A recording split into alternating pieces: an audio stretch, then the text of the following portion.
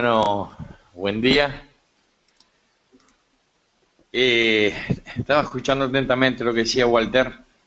Es cierto, cuando nos pusimos a revisar nos dimos cuenta que hasta Bangladesh tiene categorizados los establecimientos según el riesgo.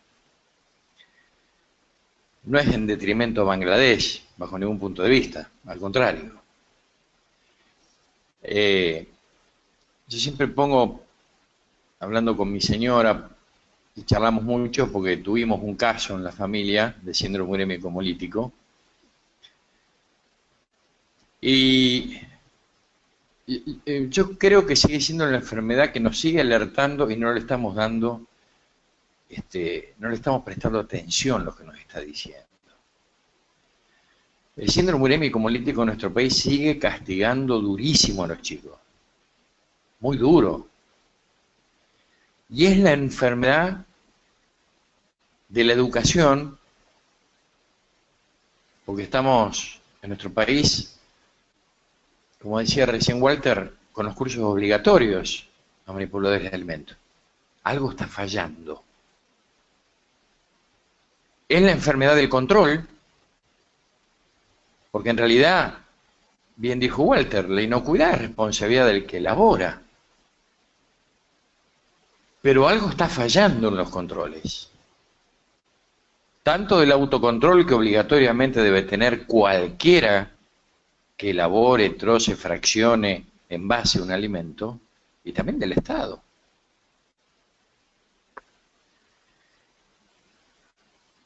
Creo fundamentalmente que en la Argentina hay cosas que han de cambiar.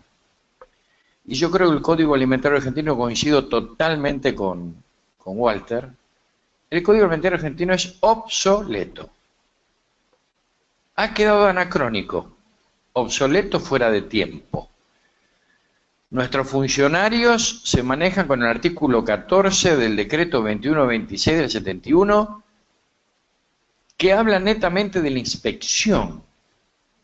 Y las buenas prácticas de manufactura, que son obligatorias en nuestro país desde el año 1997, no se pueden inspeccionar, se deben auditar.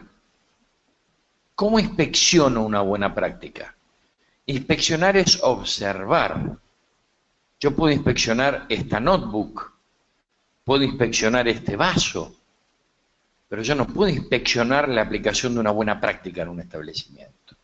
Tengo que auditar. Y todas estas cuestiones hacen que todavía en muchísimos lugares sigamos aplicando tecnologías viejas. Nosotros cuando nos reunimos por ahí con Roberta siempre nos reímos, pues nos acordamos de muchas cosas, tantos años de dar cursos en el interior y recorrer el país, donde siempre preguntábamos a los inspectores que le estábamos dando las charlas, ¿cuántos tenían termómetro? 2, 3, de 50 o 70 o 100. Es decir, hablamos de organismos de control donde el funcionario no tiene los elementos para el control. Y muchos de ellos son adquiridos por propia iniciativa.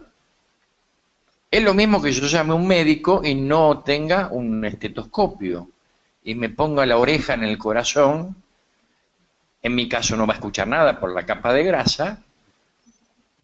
Estoy en el horno. Estoy en el horno. En este contexto, cuando empezamos a trabajar y a darnos cuenta lo atrasado que estábamos en muchas cosas, empezamos a ver el objetivo de qué utilidad tenía lo que estábamos haciendo. Y nos dimos cuenta que lo que estábamos adaptando era algo que a los demás les había servido. A países mucho más avanzados en ciertas cuestiones que nosotros, y les había servido. Ahora la cuestión era ¿para qué les había servido? Y una cosa que yo siempre recuerdo de Roberta, lo que insistió desde siempre, de que yo la conocí trabajando en el INAL, con la planificación. Y ese es el principal éxito que tuvo en el mundo la categorización. ¿Por qué? Para bien utilizar los escasos recursos con que generalmente las áreas de alimentos cuentan. Porque el área de alimentos, si pertenece a salud, es la cenicienta. Porque en nuestro país toda la gente se muere por paro cardiorrespiratorio. Esa es la causa. En otros países te dicen de qué se mueren. Acá todo es paro cardiorrespiratorio. Entonces no sabemos qué pasa con los alimentos. Síndrome urémico hemolítico es el único que está muy vigilado. Sabemos que entre 300 y 500 chicos todos los años se nos enferman, tenemos casos nuevos. Pero ¿qué pasa con el resto? ¿Cuántos abortos son por Listeria monocitógenes a través de un alimento contaminado? ¿Cuántas disenterías son por Shigella? ¿Cuántos síndromes de Guillain-Barré son consecuencias de una campilobacteriosis en un chico? Kirikiri.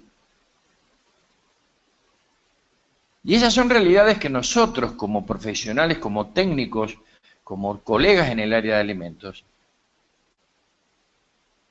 tenemos que tener en cuenta y tenemos que observar y tenemos que seguir. Porque en cierta medida tenemos responsabilidad social.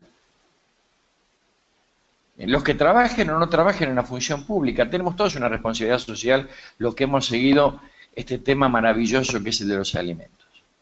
¿Qué es cuidar al prójimo? Porque en definitiva, como decía Walter, al final de la cadena, yo también soy consumidor. Me protejo a mí mismo también. Para iniciar este trabajo, vimos un montón de bibliografía de muchísimos países, de muchísimos.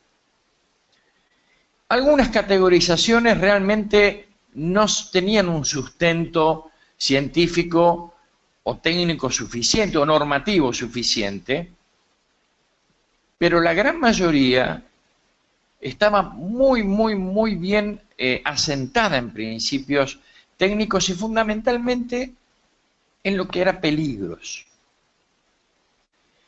Y ellos trabajan mucho identificando peligros. Y no estoy hablando del análisis de riesgo, pero sí hablaban mucho de identificación de peligros.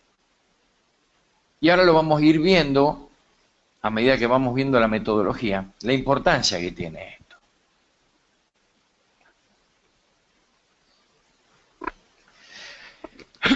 Para partir, vamos a hablar de 3 condiciones esenciales que tiene cualquier sistema de categorización. Y entender lo que es un peligro, lo que es un riesgo y lo que es la gravedad.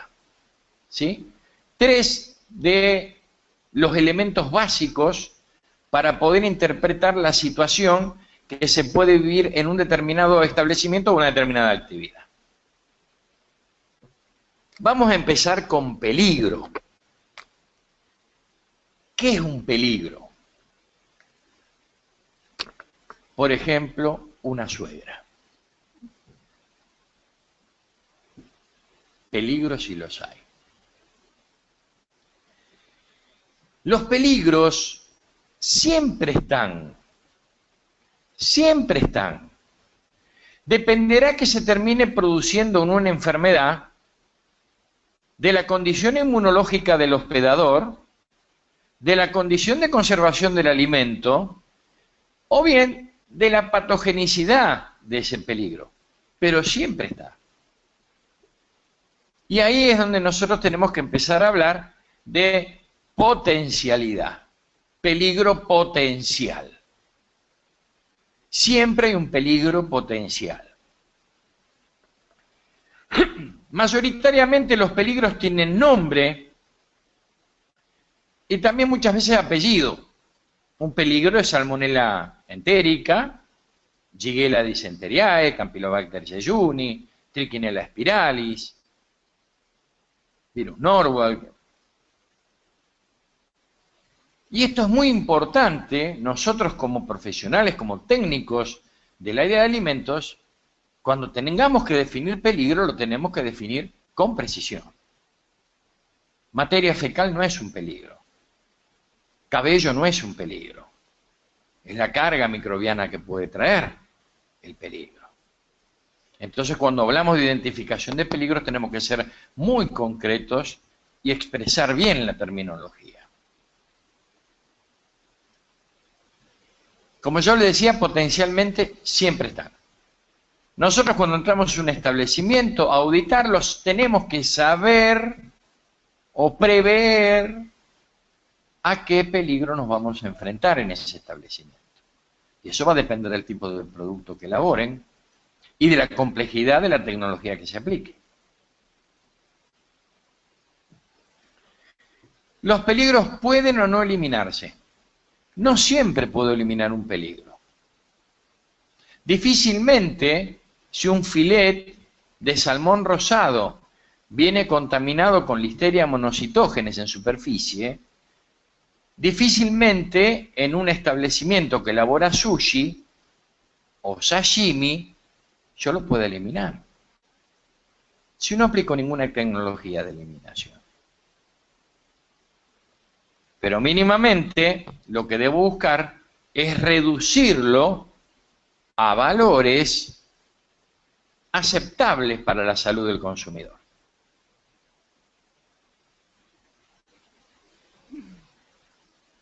Y en lo posible, en un establecimiento lo que debe evitarse es que ingresen peligros al alimento que no vinieron con la materia prima.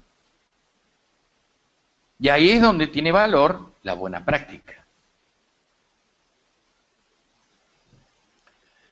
Otro punto a determinar es el riesgo. Y vamos a entender por riesgo a la ocurrencia de un evento imprevisto. Algo que uno no espera, pero puede ocurrir. Walter decía, seguro que ocurre, el tema es cuándo. El riesgo es siempre una potencialidad teórica, la probabilidad de que ocurra algo, pero también puede ser una potencialidad real. Yo puedo determinar que en un establecimiento seguramente va a ocurrir algo. Y esto es muy importante, después vamos a hablar un poquito de la postcategorización. ¿Qué vamos a hacer después con las auditorías que hagamos? Siempre el impacto va a ser proporcional al peligro. El riesgo de que en un establecimiento ocurra la presencia de Clostridium de la toxina de Clostridium botulinum en un alimento no es el mismo que en el alimento puede haber enterotoxina del Staphylococcus aureus. Con una me muero, me doy vuelta, y con la otra, bueno, no llegaré a prender la luz del baño, pero no me mata. ¿Mm? Y otro tema es la gravedad. Es decir, la severidad de las consecuencias de un evento que ocurra.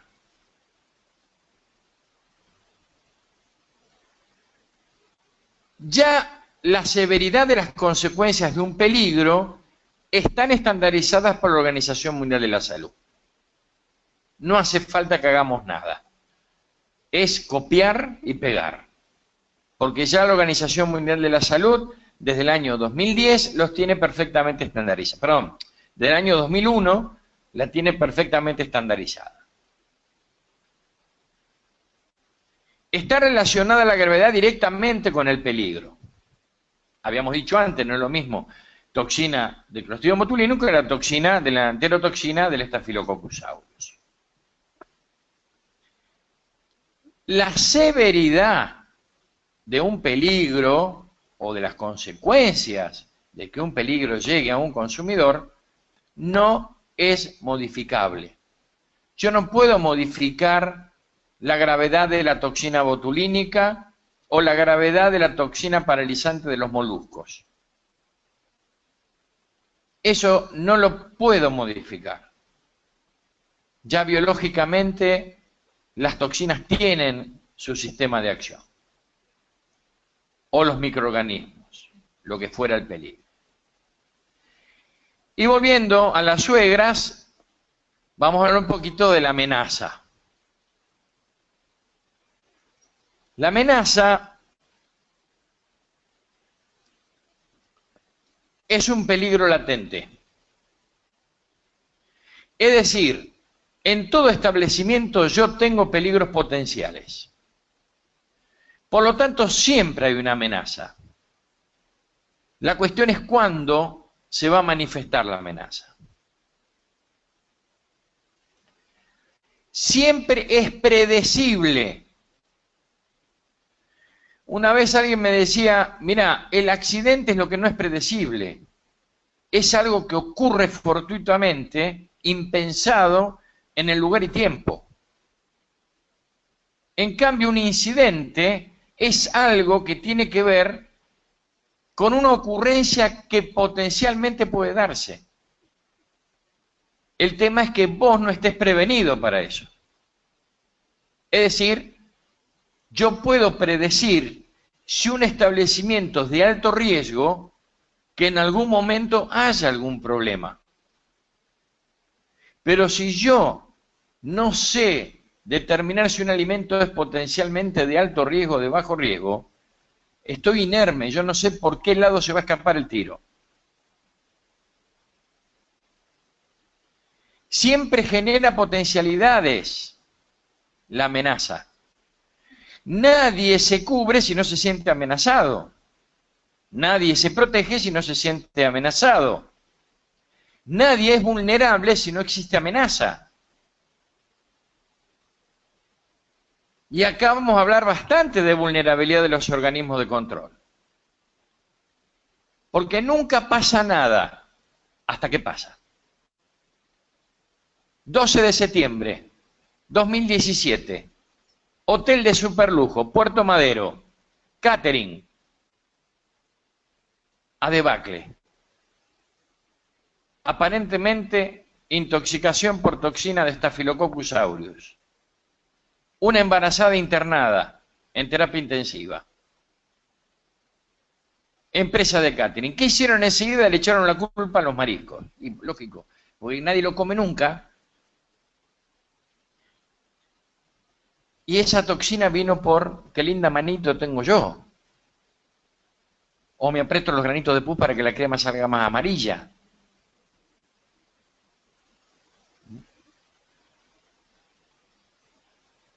Y esas son realidades que ocurren a un catering que previamente tuvo que presentar que todos sus manipuladores tenían libreta sanitaria y habían cumplido con el curso de manipulador.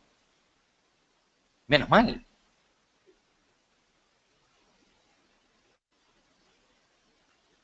Siempre la amenaza es un disparador de mejora.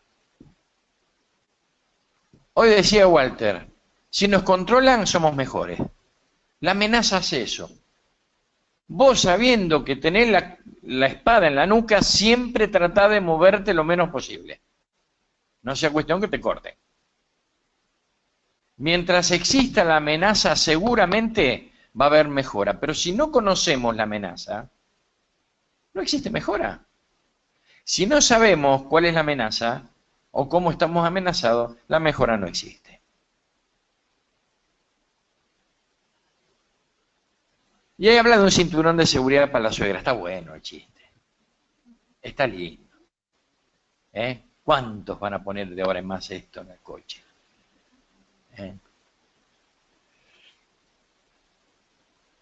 Esto tiene que ver con la vulnerabilidad. La vulnerabilidad es inversamente proporcional al grado de preparación. Cuanto yo más preparado esté ante una amenaza, menos vulnerable soy, ¿o no?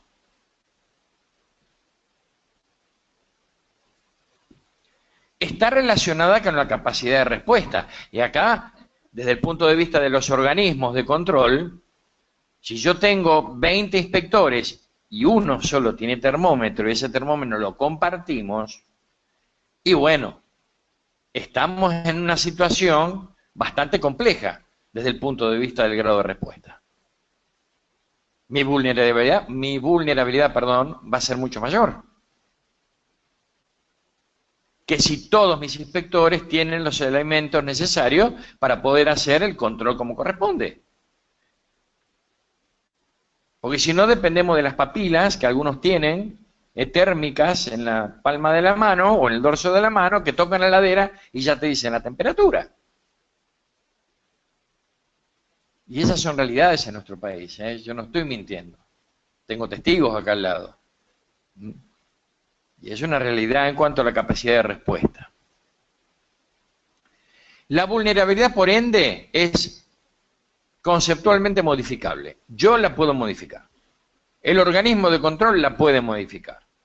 El establecimiento lo puede modificar. El comercio minorista lo puede modificar. Cuando yo enfrento la vulnerabilidad a la amenaza, me da idea, si bien no es el tema que vamos a hablar concretamente hoy, de un escenario de riesgo. ¿Dónde está parado hoy la bromatología de un determinado municipio ante la aparición de una contaminación del tanque de agua municipal? Tuvimos casos, hace unos añitos atrás, en un municipio de la provincia de Buenos Aires, y había Shigella, palomas muertas adentro del tanque, más de 360 personas hospitalizadas. Bolívar creo que fue, ¿no? Bolívar, creo que fue en Bolívar. ¿Cómo está ese municipio? Porque seguro, el director de bromatología es el primero que cae. Pero esto va después más arriba, ¿eh? Y a los políticos les interesan los votos. 5 muertos son 5 votos menos. Es crudo lo que estoy diciendo, ¿eh? Pero es la realidad. O sea que hasta la parte política se siente resentida en todo esto.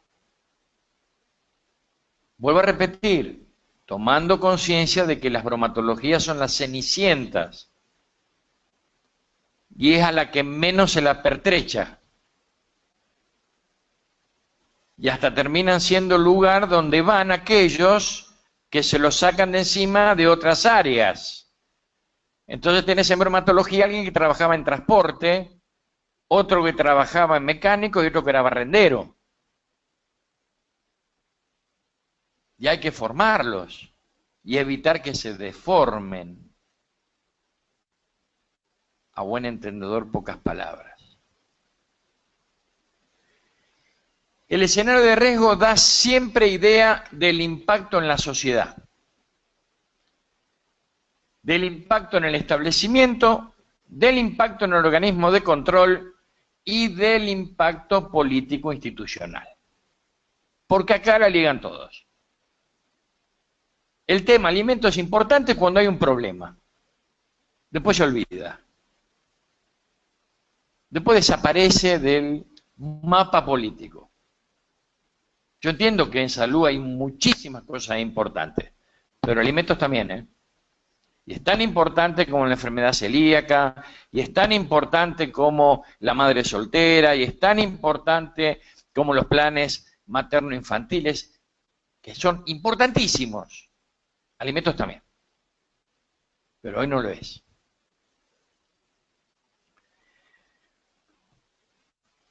Yo le decía, un escenario de riesgo es algo impredecible. Algo que pensamos o visualizamos como de una forma y resulta ser de otra.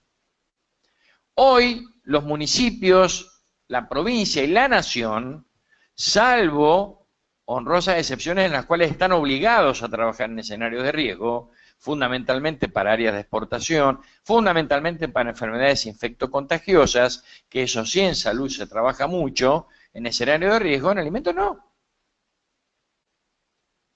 No sabemos hoy cuál es nuestro escenario de riesgo en triquinosis. ¿Qué pasa con la triquinosis? Hay años que tenemos explosiones de 1.600 casos, años que tenemos 40, años que tenemos 90. ¿Qué pasa con una enfermedad endémica tan importante como la triquinelosis? El escenario de riesgo puede ser teórico como puede ser real.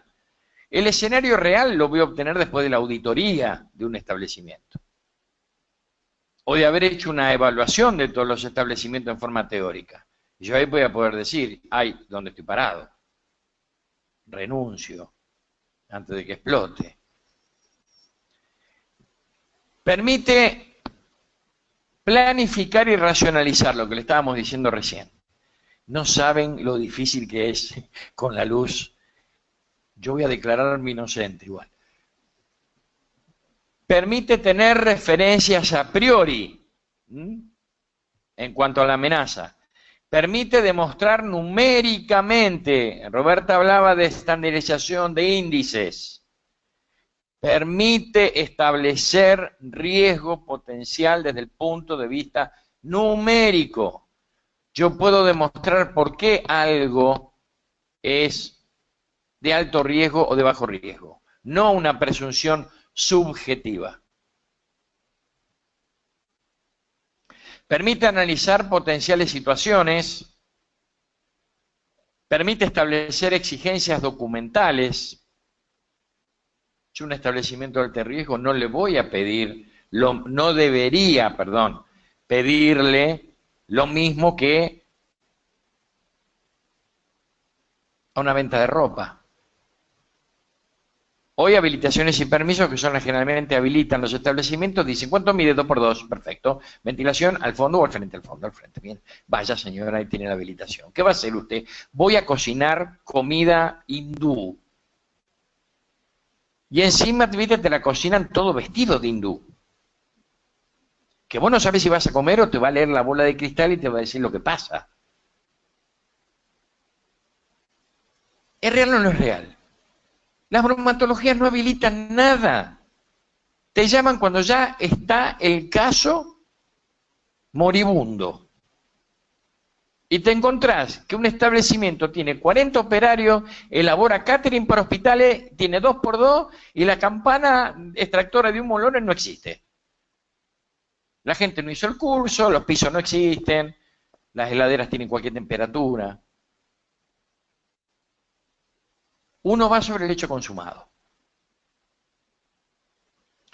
Permite determinar exigencias de dirección técnica y de control de calidad, como decía Walter. Permite proponer sistemas de inocuidad, buena práctica, HACCP. Por ahí un sistema de limpieza y desinfección a un establecimiento chico de bajo riesgo.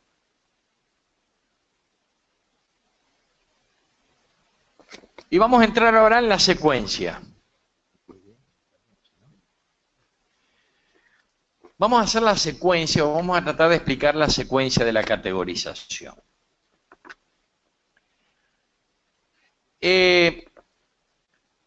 La secuencia metodológica no fue fácil establecerla, porque había bastantes variantes. De hecho, nosotros tomamos como modelo central lo de la Agencia Australiana y Neozelandesa de Seguridad Alimentaria, todo documentado y reglamentado por ellos, por una normativa propia. También tomamos mucho del informe de la FAO para el grupo de países del este asiático, Japón, Tailandia, Corea, bueno, varios países del este asiático, los tigres asiáticos, digamos, ¿no? Singapur, etcétera, donde desarrolla el árbol de decisiones, que está muy bien desarrollado, y también tomamos varios puntos con respecto a categorización que aplica la Agencia Española de Seguridad Alimentaria y varias comunidades autónomas de España, Asturias, de León, un par más, ahora no me vienen a la memoria, y logramos establecer una metodología que se adaptara a nuestra forma. Ellos habitualmente trabajan por demérito. ¿Qué quiere decir demérito? A mayor puntaje, peor. A menor puntaje, mejor. Para nuestra forma latinoamericana de medición y de índice, generalmente nosotros ¿cómo medimos? Cuanto más puntaje, mejor. Cuanto menos puntaje, peor. Así que hubo que hacer un cálculo de ecuación, como corresponde matemático, para poder traspolar esos valores y que coincidieran exactamente con el espíritu y con los valores que tienen establecidos en esos países. O sea que no inventamos un valor, simplemente lo que hicimos fue, a través de cálculos matemáticos, no hechos por nosotros, cómo queda ubicado en cada categoría en cuanto a nuestra forma de medir. Van a averiguar al final toda la bibliografía que está disponible, ¿no? Desde ya. Bueno, el sistema comienza con la precategorización. ¿Qué quiere decir esto? Tengo que evaluar, el sistema evalúa cuál es la categoría, la gravedad, de acuerdo a los peligros potenciales que podría tener la materia prima que el establecimiento que yo vaya a categorizar teóricamente va a utilizar. Ellos lo trabajan en lo que se llama la precategorización. El segundo paso, vamos sí a establecer el riesgo ya dentro del establecimiento con referencia a toda la tecnología o metodología de elaboración. En tercer lugar, vamos a evaluar la problemática, el riesgo que pueda tener el producto terminado en cuanto a su grado de manipulación una vez terminado.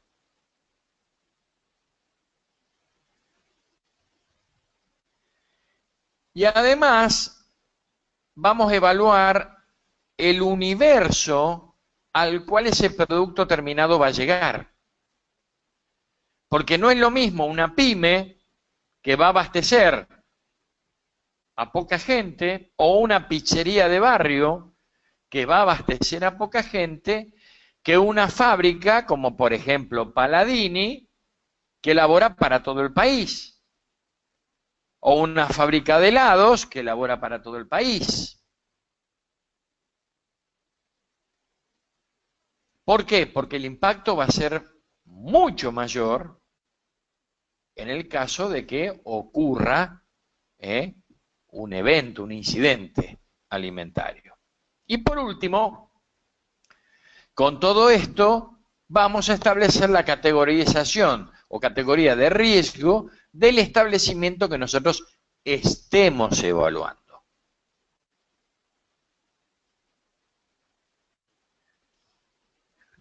Últimamente, en 2013, la agencia neozelandesa y australiana estuvo trabajando sobre una clasificación que pareció bastante interesante desde el punto de vista de su construcción. Y ellos que dicen que primero van a determinar qué establecimientos van a categorizar, después la elección del establecimiento propiamente dicho, y la realización de la categorización teórica respectiva. De acuerdo al grado de categorización teórica, proponen un periodo de inicio de auditoría. ¿Se entiende? Después de que se clasificó, categorizó, ellos proponen un periodo de auditoría. Bueno, de alto riesgo empiezo la próxima semana. Le doy una semana. En una semana empiezo a hacer todas las auditorías de los de alto riesgo, que va a depender muchísimo de la dotación de personal que tenga cada organismo de control.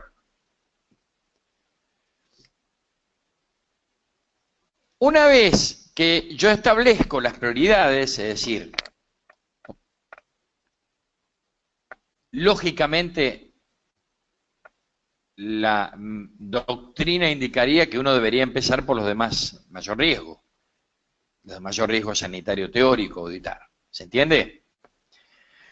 En cuanto a esa auditoría, ellos están estableciendo, ustedes ven alto riesgo, mediano riesgo con tendencia alta, mediano riesgo, bajo riesgo con tendencia mediano y bajo riesgo, que serían las siglas que están ahí de mano derecha, de mano izquierda de ustedes en colores.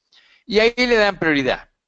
En rojo P1 significa prioridad 1, coincide con los de alto riesgo.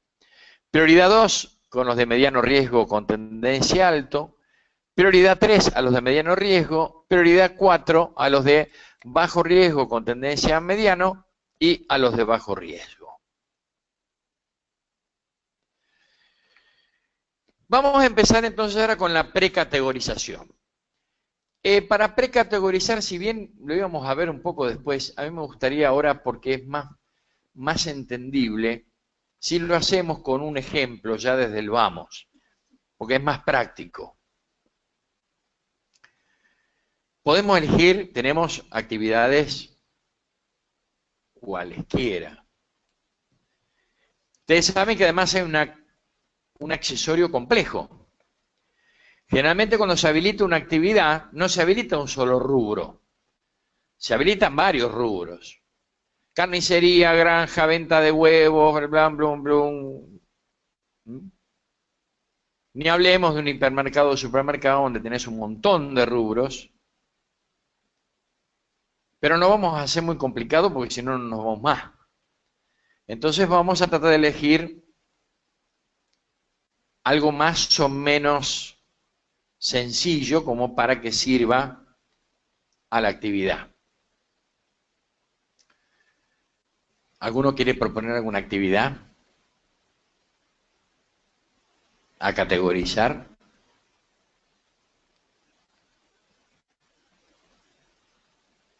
Entonces voy a proponer yo. Una muy sencilla que no vamos a tener problema. Un geriátrico. Nunca hay problema. Bien, vamos a empezar a hablar de un geriátrico. Por supuesto, yo no voy a categorizar a los abuelitos, ni voy a categorizar tampoco el establecimiento geriátrico. Lo que yo voy a tratar de categorizar es o el catering que abastece a geriátricos o la cocina de un geriátrico. ¿De acuerdo? Vamos a partir de que este geriátrico cocina para los abuelitos. El geriátrico se llama Bin Laden. Bien. Vamos a empezar con la evaluación de la materia prima. Se hace una evaluación previa, que ahora la vamos a ver, se desarrolla, y por eso hay un árbol puesto, el árbol de decisiones, y luego de sacar la conclusión, hay una evaluación de la materia prima que va a ingresar al establecimiento que yo voy a categorizar. Haciendo una salvedad, la materia prima puede tener dos orígenes, o provenir directamente del campo, o provenir ya de una industrialización. Son dos orígenes totalmente distintos. Un frigorífico, por ejemplo, se provee de materia prima directamente del campo. Un acopiador fraccionador, un silo de granos, se provee directamente del campo. Pero un mercado ya no se provee del campo, porque ya está recibiendo hortalizas y frutas en cajón. Ya no es la misma materia prima que venía del campo. Por lo tanto, viene de una primera industrialización. La carne que recibe una carnicería no viene del campo, viene de un frigorífico. Por lo tanto, viene de una primera industria, de una industrialización previa. ¿Se entiende esto?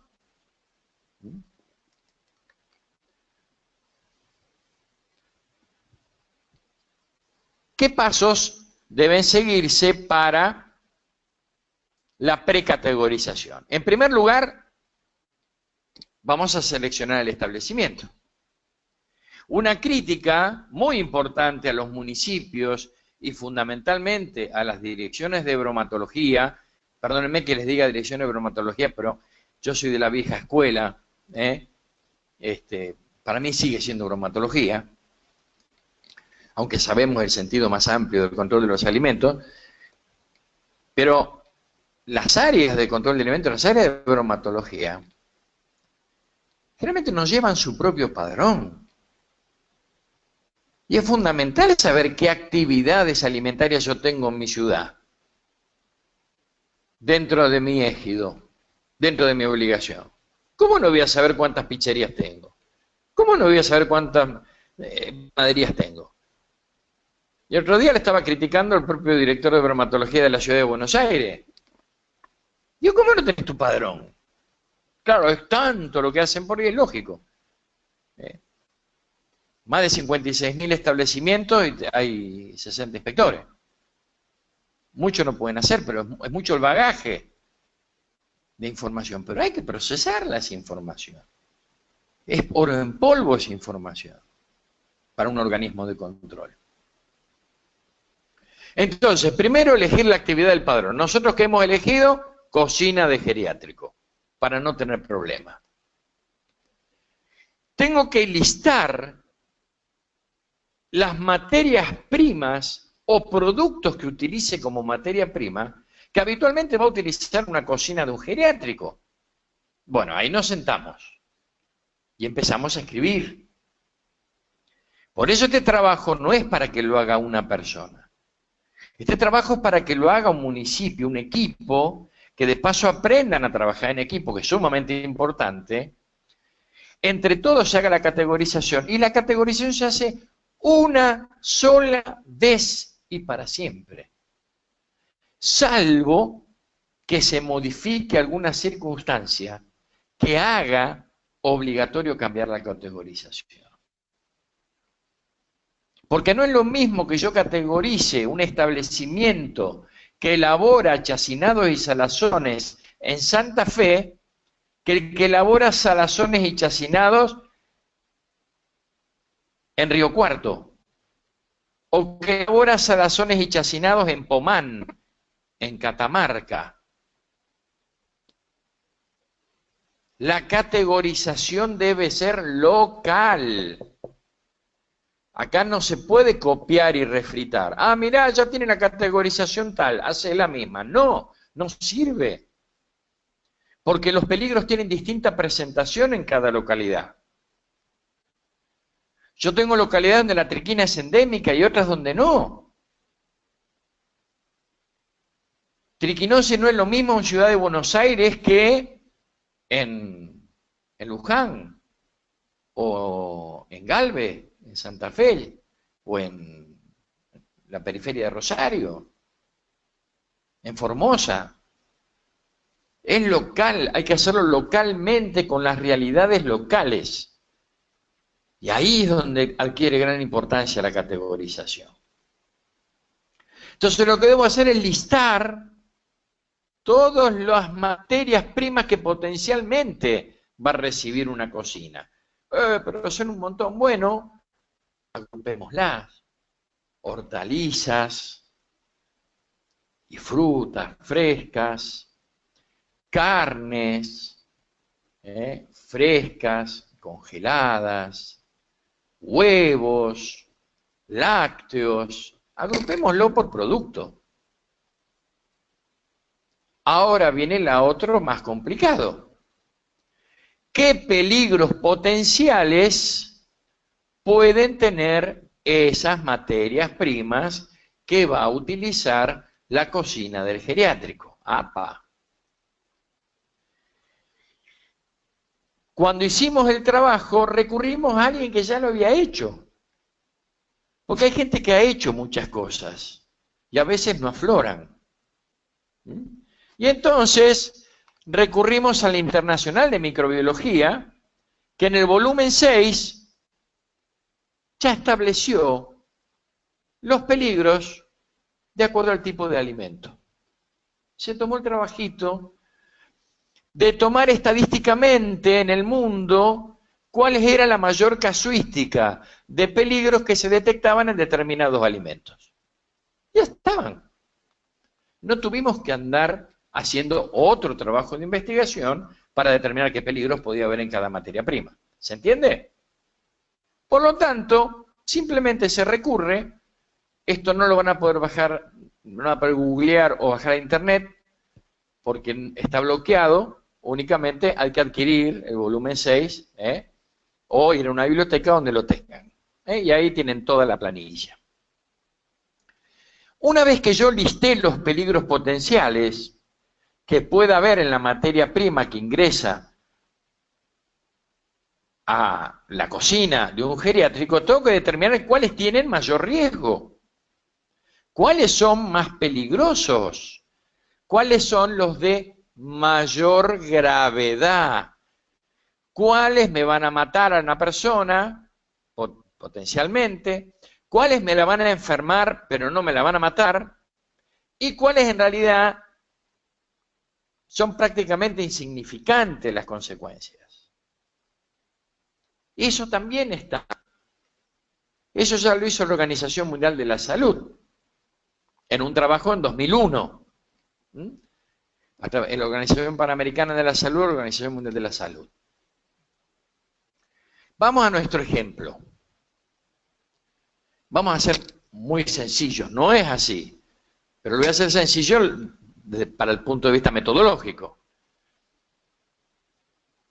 Una cocina de un geriátrico recibe carnes crudas, churrasco, milanesa. Uno que elabora, una cocina que elabora. Yo calculo que sí. No sé qué piensan ustedes. ¿Cuál es el peligro biológico más importante en una carne de res cruda? Una carne roja.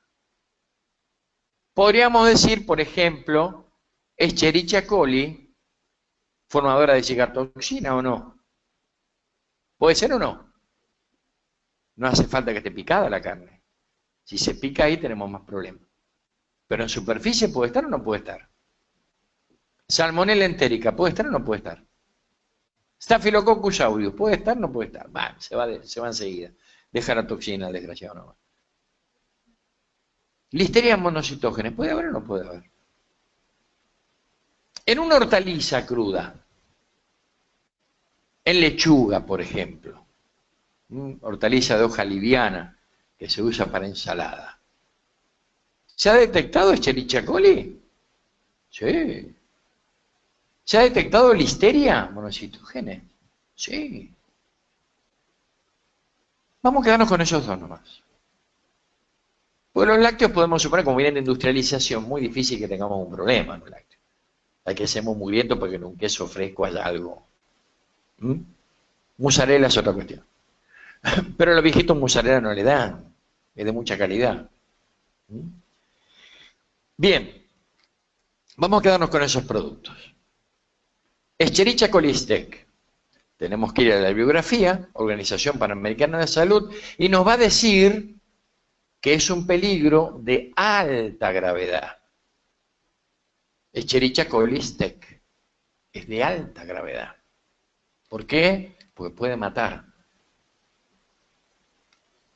Listeria monocitógenes, ¿qué me va a decir? Que en este caso, como la comida va dirigida a un grupo de ancianos, es de alta gravedad.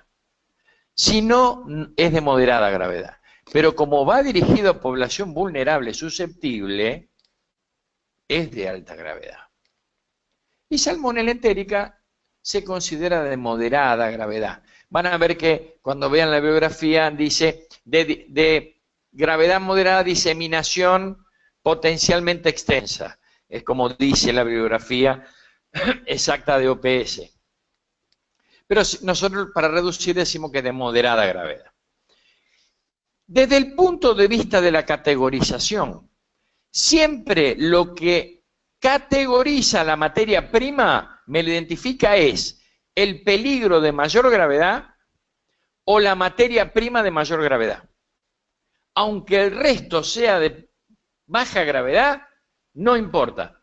Si yo tengo una Escherichia coli STEC, que es de alta gravedad según la OMS o PCOMS, y Listeria monocytogenes, que puede estar potencialmente, que para nuestro caso, como va geriátricos, es de alta gravedad, no me importa. Para mí ya desde el punto de vista de la categorización, la materia prima que recibe la cocina del geriátrico va a estar identificada por la gravedad de la Escherichia coli y la Listeria monocytogenes.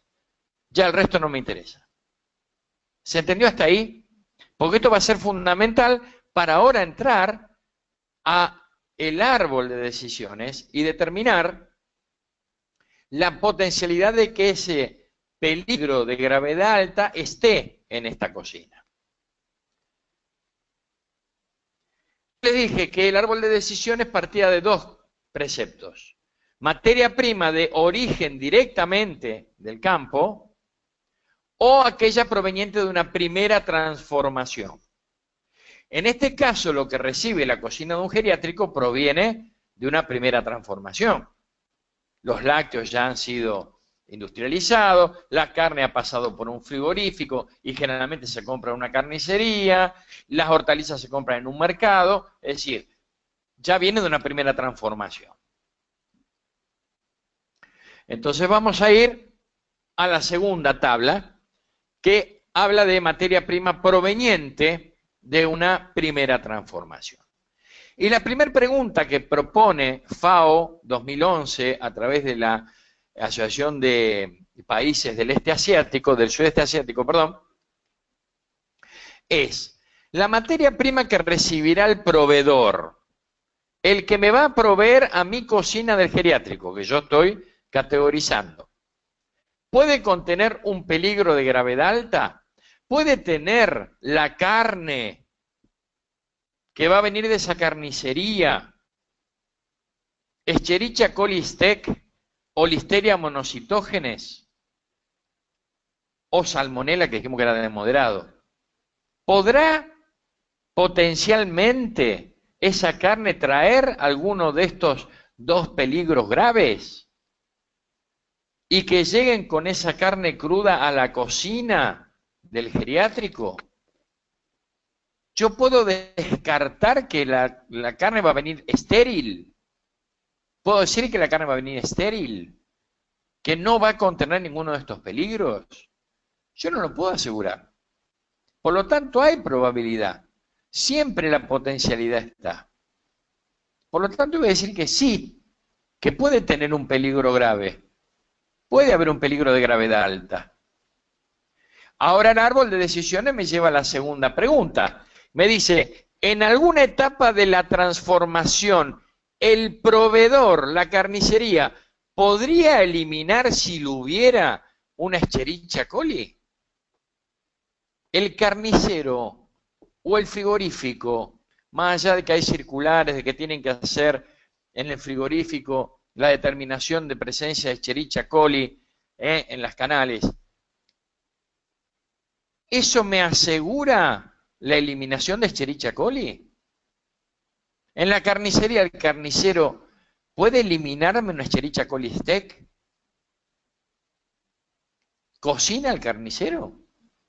¿La somete a cocción? ¿A congelación? No.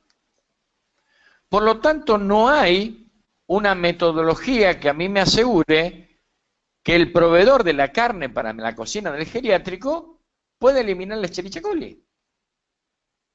No hay. Por lo tanto, mi respuesta va a ser no. El proveedor no puede eliminar la Escherichia coli.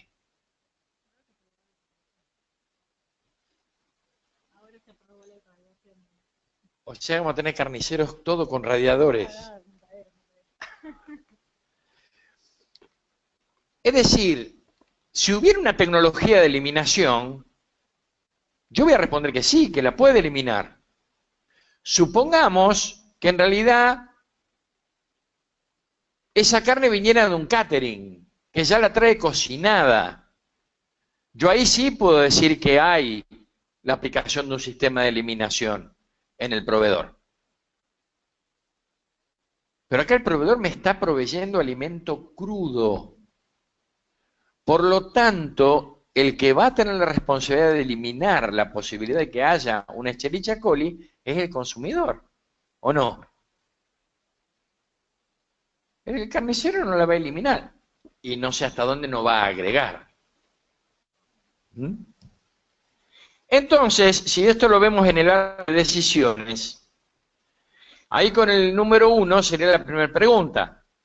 La carne cruda que va a recibir mi establecimiento que estoy categorizando, ¿puede traer un peligro de gravedad alta? Dijimos sí, Escherichia coli o Listeria monocitógenes. Bien. Pregunta 2, ¿la puede eliminar? Dijimos que no. Entonces, se terminó el árbol de decisiones. Es una materia prima de alto riesgo y es lógico, porque es crudo. Es crudo, por lo tanto es de gravedad alta. Es una materia prima de cuidado, porque es crudo. Está bien, me decís, bueno, pero nadie va a morderlo crudo. Bueno, el salmón lo comemos crudo. Y mucho pescado comemos crudo. Y ni preguntemos por dónde anduvo el pescado. ¿Mm? ¿Qué hubiera pasado si yo hubiera respondido que sí, que se eliminaban? Ven, en la pregunta 2 yo hubiera ido al sí. Y ahí termina, no. Me manda a la pregunta 3. ¿Y qué decía la pregunta 3? La materia prima que va a recibir el proveedor, ¿puede contener un peligro de gravedad moderada? Bueno, habíamos dicho salmonela. Pero la pregunta me vuelve a decir, ¿la puede eliminar? Bueno, si me hubiera eliminado los de alta gravedad, también me va a eliminar los de moderada gravedad. Así que digo, sí, me lo elimina. Pero el árbol ahí no termina, porque entonces me dice, me lleva a la pregunta 4. Y me dice la pregunta 4. Durante la transformación, o sea, el proveedor, ¿puede estar agregando él un peligro de gravedad alta o de gravedad moderada? O sea, fíjense que el árbol está tan bien diseñado que no deja libre la posibilidad de obviar que en la cadena alguien agregue algo. ¿Se entiende esto? Entonces pregunta, fenómeno, vos me eliminaste los peligros de gravedad alta y los de gravedad moderada de la materia prima. Pero ahora te pregunto, ¿el que lo elimina puede agregar algo? ¿Puede el manipulador de la planta que elaboró el catering haber agregado un peligro de gravedad alta? Ah, y acá se complica. Y acá se nos complica, porque también tenemos que tener en nuestra municipio, nuestra ciudad, nuestra localidad, un antecedente de qué pasa con los catering, suponiendo que habláramos de catering. No sé si van interpretando cómo esto va relacionando y llevando a una conclusión metodológica.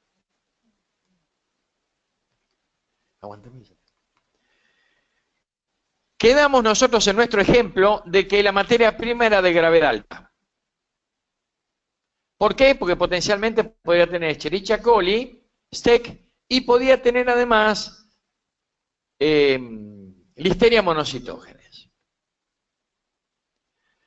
Entonces, hicimos la selección del establecimiento, listamos la materia prima y los productos que vamos a utilizar como materia prima, listamos los peligros potenciales que podía tener esa materia prima basándonos en la publicación del Internacional de Microbiología, volumen 6.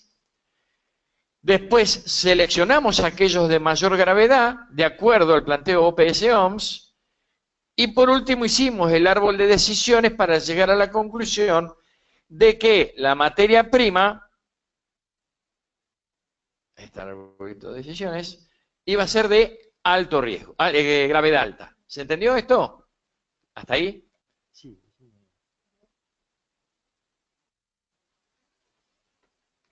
Che, es algo lindo ahí. Es algo flaco. Anda mal esa notebook. Les voy a leer unas preguntas que está haciendo Guillermo. Te dice, Hugo, ¿consideras peligro severo en geriátricos enterobacterias con mecanismos de resistencia a antibióticos? Bueno, sí, la cuestión es determinarlos. Porque acá no te olvides, Guillermo, que estamos trabajando en un marco teórico. Entonces, la conveniencia que es, partamos de lo más común, ¿no? Lo más sencillo, porque en realidad vos lo que estás haciendo es una categorización teórica que después, como va a explicar Walter, va a tener una utilidad para el control. Pero por supuesto, además cuando hablamos de viejitos, cualquier cosa, un vientito ya es un problema para ellos, ¿sí? Pero sí, cómo no, sí, lo que vos estás diciendo, la resistencia, vos viste que ahora están trabajando mucho en resistencia antibiótico, ¿no? Resistencia microbiana en antibióticos, es un tema muy importante para tratar, sí, sí, sí. Y otra más también de Guillermo, para implementar la categorización, ¿no debe el Estado primero definir, en base a datos epidemiológicos, los NAP, los niveles adecuados de protección, para que los productores o elaboradores definan los FSO o OIA, objetivos de inocuidad alimentaria? Ahí sí que me metiste en un lío. Mira, yo creo que no. A ver, yo creo que lo importante es que nosotros desde abajo, ya desde los pilares, que es el municipio, el motor, es la célula en todo esto, si nosotros no partimos en la base, o desde la base de buscar una categorización racional, lógica, con fundamento científico, técnico, con respaldo bibliográfico y normativo, para decir, bueno, yo por lo menos ya sé mis establecimientos de alto riesgo, cuáles son. Yo los trato de tener bajo control en la inmediatez. Estoy ganando tiempo, porque más allá de que yo esté logrando que el Estado Nacional trabaje sobre los índices que vos marcás, sobre los indicadores que vos marcás, y los principios que sí, yo creo que son fundamentales, no sé, yo creo que demoraríamos mucho. Acá lo que estamos planteando es algo más práctico, algo para que tomando una resolución, un municipio en una semana, vos tenés categorizados tus establecimientos, una semana de trabajo. Creo que con los índices que vos estás proponiendo, que son absolutamente importantes y es muy real lo que vos estás indicando, me parece que no sería, por lo menos práctico para la auditoría, ¿no? Para el fin de la auditoría de un establecimiento, de un organismo bromatológico, ¿no?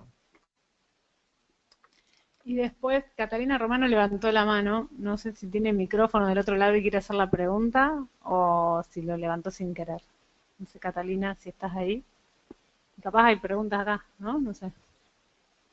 ¿Alguna pregunta? Los maté ya. ¿Alguno respira? Pensando en positivo, para categorizar la materia prima, no deberíamos pedir la categorización del proveedor como un índice de categorización de la materia prima. El proveedor es de alto riesgo, ya genera un árbol de decisión más acortado dentro de trabajar tanto, porque ya tengo un carácter. Bueno, es muy bueno. Acá lo que preguntaban acá el colega es si no sería más importante categorizar a los proveedores, porque categorizando a los proveedores de acuerdo a su riesgo, ya sería más fácil después la cascada. Sí y no. Nosotros eso lo hicimos esa práctica. Ahora vas a ver cuando hagamos la metodología de la categorización que ingresan otros imponderables que no tienen que ver tanto con el proveedor. Pero es verdad lo que vos estás diciendo. Si yo tengo un proveedor de alto riesgo, indudablemente la materia prima muy probablemente va a ser de gravedad alta. Pero hay muchos imponderables. Vamos a poner para responderte, vamos a suponer frigorífico. Frigorífico es un proveedor por excelencia. Digamos, está en la cúspide de la cadena. ¿Mm? ¿Qué recibe el frigorífico? ¿Animal en pie o no? Bueno, ¿puedo ir para atrás con este aparato infernal? Ah, bien. Ustedes saben que la edad de la gente no se mide ya por los años. Se mide como uno maneja esto. Yo, cromañón, total. Ahora sí. Quiero volver para atrás. ¿Tengo un minutito más? Ahora sí explico. Vamos a volver. Ahí tienen, se ve atrás, para la producción primaria. ¿El frigorífico de dónde recibe? ¿De producción primaria o no? La primera pregunta sería, ¿el animal vegetal, leche cruda, huevo, que sería lo que uno recibe bien de ahí del campo, puede contener naturalmente un peligro de gravedad alta? Evaluar en base a la perspectiva local, por supuesto, ¿no? Los animales en pie que van a un frigorífico, ¿pueden contener un peligro de gravedad alta? Vamos a tener que hacer todo un chequeo de las enfermedades de los animales.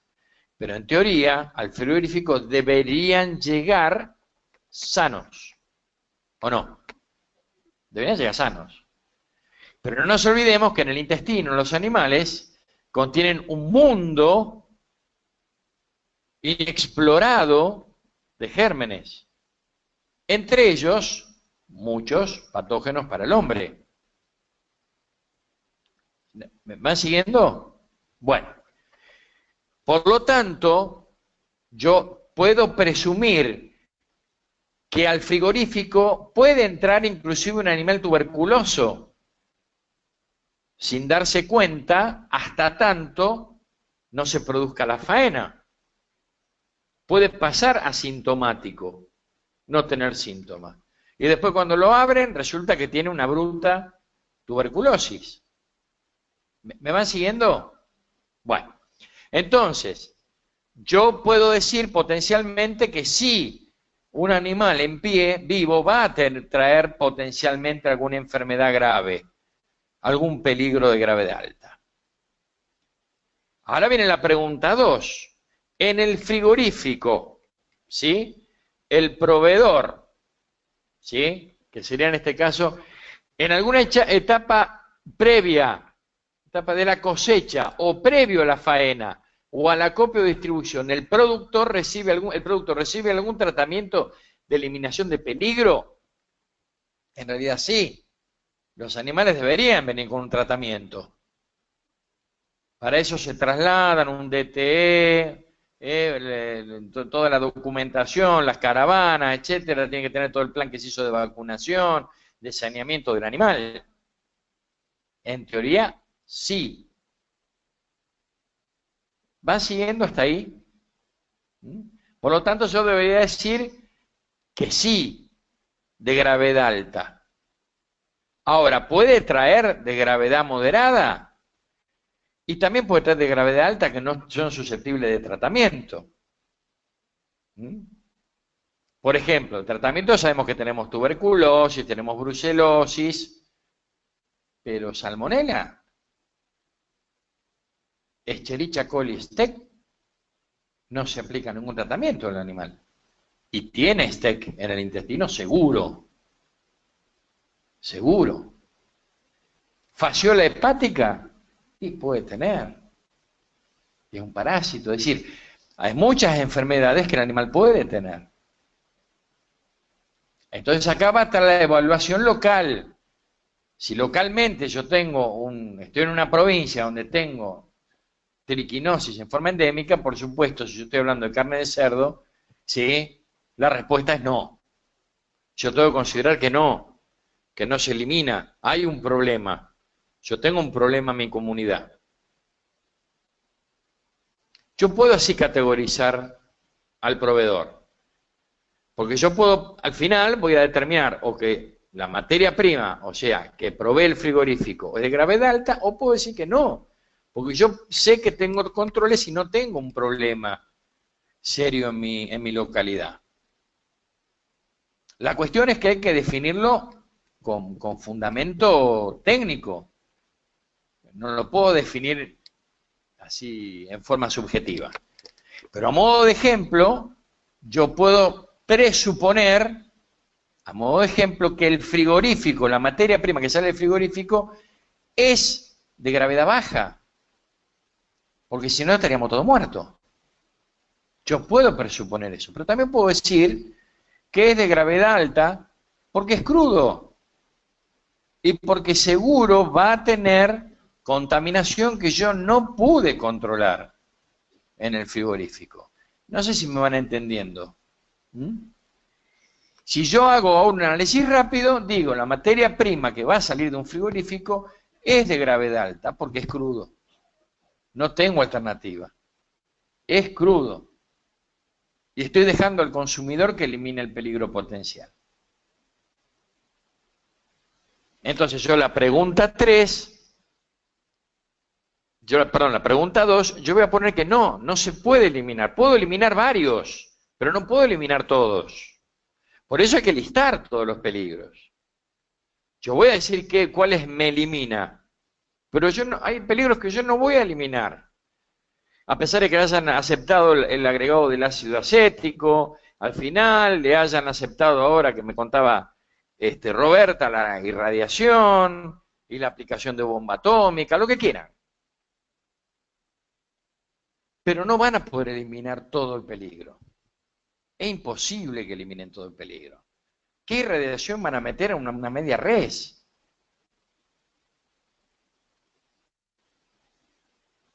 Calculo yo que serán algunos cortes que se le den, no sé, yo realmente no lo establecí. Además acá cuando ya aparezca se imaginan una media res con el coso del radioactivo, no lo come ni He-Man. Entonces, siguiendo, como voy a poder eliminar todos los peligros, pero no todos, yo vuelvo a repetir, Escherichia coli STEC, por más que a mí me digan que se aplica la circular, SENASA, ¿a dónde? Cada tantas canales, cada tantas. Las que quedaron en el medio yo no sé qué pasó. Por lo tanto, la lógica indica que no hay seguridad que Escherichia coli STEC no esté en la carne cruda.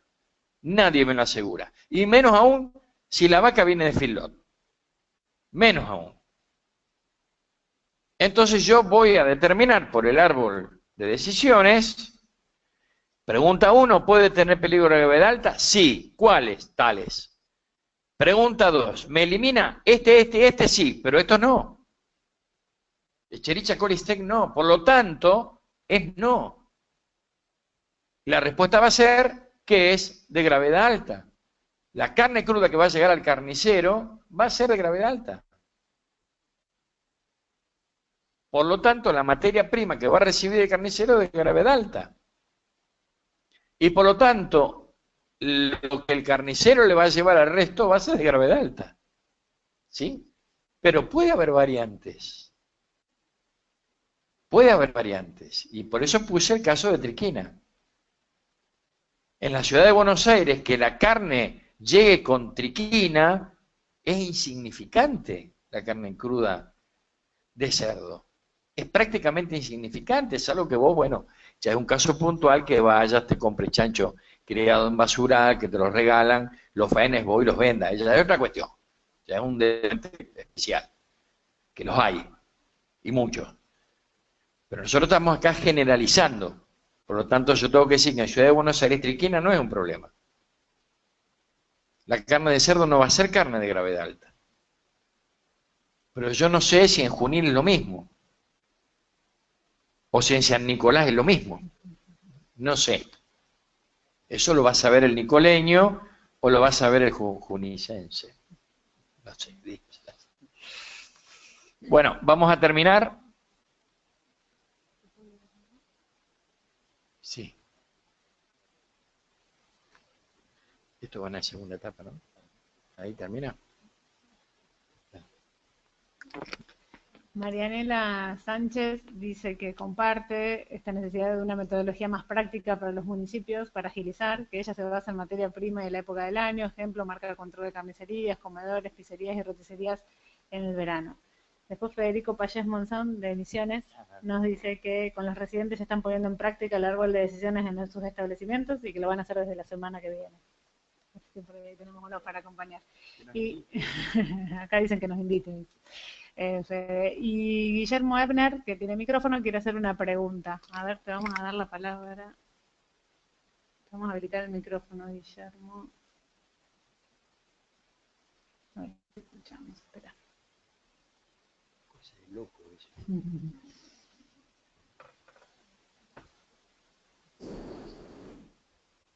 Hola, buenos días. Hugo, ¿me escuchás? Sí, te escuchamos. Sí, Guillermo. ¿Qué tal? ¿Cómo te va? Te quería hacer una pregunta con respecto a ciertos patógenos emergentes. ¿Qué impacto para vos tiene el hecho de los cambios de la producción primaria intensiva y luego la aplicación de nuevas metodologías como las atmósferas modificadas y particularmente que se están dando lapsos de aptitud demasiados extensos? He visto envasados en atmósfera modificada con lapso de aptitud de 25 o 35 días, que sin duda significa un riesgo para listeriosis en alimentos listos para consumir. ¿Me oís? Sí, te escucho bien. Bueno, mira, sí, a ver, indudablemente la tecnología trajo, como bien vos decís, enfermedades emergentes. Nosotros tenemos listeria monocitógenes, que vos cuanto más tecnología aplicás, más probabilidad tenés de tenerla. La situación, a ver, del envase y la estabilidad del producto, el código se la está dejando al industrial. Por lo tanto, uno tiene que sospechar que para llegar a ese periodo de aptitud, el que lo envasa, el que elabora, ha hecho las pruebas que constatan y certifican que tiene esa durabilidad. Yo en lo personal, como vos, también desconfío. Eh, eh, lo que pasa es que, bueno, uno llega a un punto que tiene que basarse, por lo menos en ciertos criterios o normas, porque si no nos terminaríamos volviendo locos todos. Pero indudablemente sí, están dando aptitud muy prolongada. Yo he visto inclusive, no en ese término de producto fresco envasado en atmósfera modificada, que por ahí, viste, a veces le agregan lactobacilo, eso también lo controla bastante porque baja la acidez y es bastante seguro en ese sentido. Por ejemplo, no está permitido en pescado en nuestro país la atmósfera modificada por el tema de Clostridium botulinum tipo E. Pero yo he visto, por ejemplo, muchas semiconservas con 1 año y he visto algunas hasta con 2 años. Y ahí sí, salvo que hubiera un proceso de esterilización, que no lo están indicando en el envase, sí, es un problema.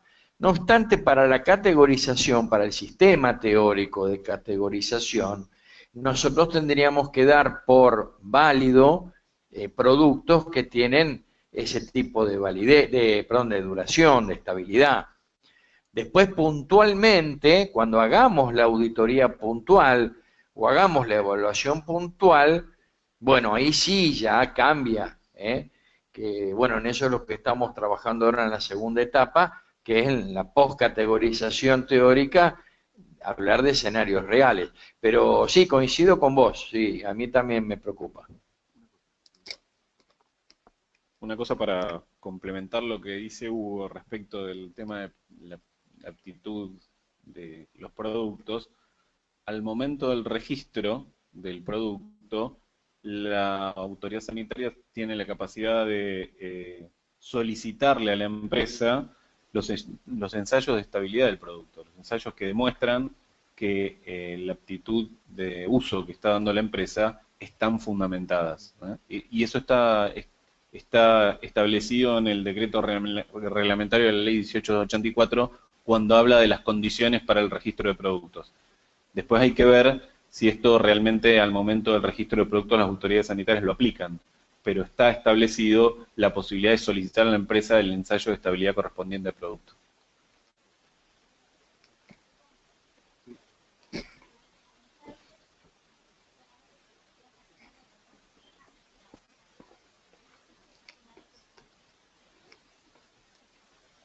Bueno, pero yo no lo veo mal eso. ¿Sabes por qué? Porque es un poco también que se pongan los pantalones largos la empresa y la empresa sepa que es responsable y si hay algún problema va preso. Porque infringe el artículo 202 del Código Penal, que por impericia o negligencia permitiera que una enfermedad se transmita por el agua, alimentos o medicamentos, 4 años de prisión. Y si la persona muere, 8. Y ojo que estamos todos ahí adentro, ¿eh? Porque la negligencia e impericia puede venir también por el lado del control, ¿eh? Ojo al piojo. ¿Mm? Y eso en realidad es que nosotros tenemos que tener. ¿Mm? No sé, ¿hay alguna pregunta? ¿Alguien que quiera tirarme con algo? Si no hacemos el